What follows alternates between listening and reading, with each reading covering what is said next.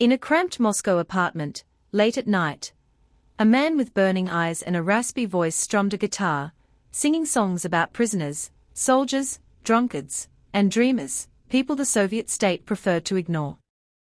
His lyrics were raw, honest, and dangerous. They weren't broadcast on radio or printed in newspapers. Instead, they spread on homemade tapes passed hand to hand, copied in secret, played in kitchens and dorm rooms across the USSR.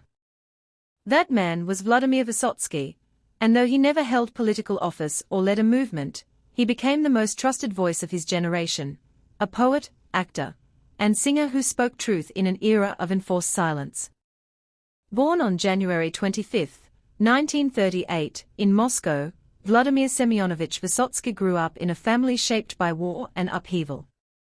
His father was a respected translator and diplomat, his mother, a German Jewish actress, who survived Stalin's purges by sheer luck. As a child, he witnessed the scars of World War II, empty apartments, grieving neighbors, the quiet trauma of a nation that had lost over 20 million people. He was restless, rebellious, and drawn to performance from an early age, staging puppet shows and reciting poetry with dramatic flair.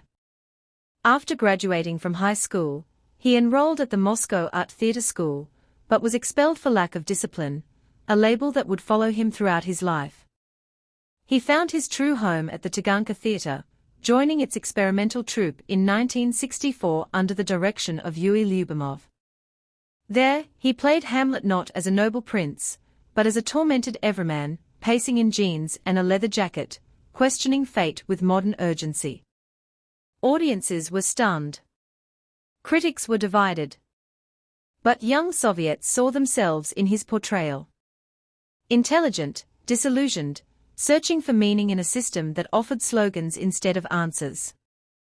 Yet it was his music that made him immortal. Dissatisfied with the sterile, state-approved pop songs of the time, Vysotsky began writing his own, gritty, poetic ballads set to simple guitar chords. He sang about the brutal reality of army hazing, the song of the serviceman, the loneliness of prison camps, wolf hunt, the absurdity of bureaucracy, and the fragile beauty of love. His voice, rough, untrained, almost shouting, carried an authenticity no polished performer could match. He didn't sing to entertain, he sang to testify. Because his work was deemed unofficial, it was banned from official media. No record label would release his albums.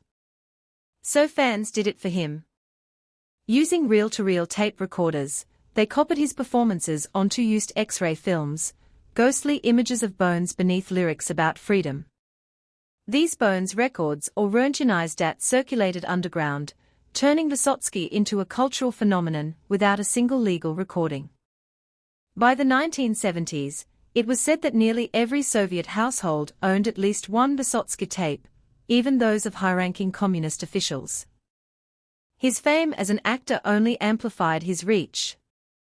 He starred in over 25 films, often playing complex anti-heroes.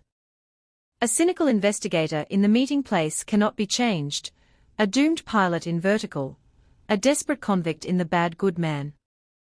Each role deepened his myth, not as a star, but as a mirror. People didn't just watch his movies, they quoted his lines like scripture. Despite his popularity, he lived under constant pressure. The KGB monitored his concerts. State committees accused him of moral decay. He was denied permission to tour abroad, even when invited to major festivals in France and Italy.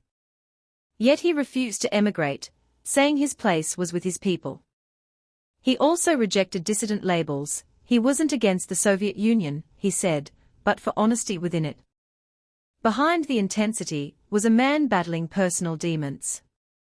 He struggled with alcohol, chain-smoked, and pushed his body to extremes during performances. He married 3 times. His final marriage to French singer Marina Vladi became a symbol of East-West connection during the Cold War. She supported him through health crises and fought to preserve his legacy after his death. On July 25, 1980, at the age of 42, Vysotsky died of heart failure, likely worsened by years of physical and emotional strain. His death coincided with the Moscow Olympics, an event the state wanted to showcase as a triumph of Soviet achievement. Authorities tried to downplay his passing, scheduling his funeral quickly and quietly. But thousands defied orders, flooding the streets of Moscow to say goodbye. Mourners lined the route to the Vagankovskoye cemetery, many holding handwritten lyrics. It was one of the largest spontaneous public gatherings in Soviet history, a silent rebellion sung in memory. For decades, his work remained semi-legal. Only after Perestroika did his songs finally appear on radio and television. Today, he is celebrated as a national treasure, his face on postage stamps, his archives preserved in museums, his words taught in schools. Streets, theaters, and asteroids bear his name. Statues stand in Moscow, Riga, and Jerusalem. But Vysotsky's true monument is intangible. It lives in the Russian language itself, in phrases he coined that became part of everyday speech. It lives in the courage of artists who speak truth despite risk. And it lives in every person who chooses authenticity over conformity. He never sought power. He never held a weapon. Yet in a society built on lies, his greatest act of resistance was simply telling the truth, loudly, passionately, and without apology. And for millions, that voice still echoes, clear as ever, through the silence.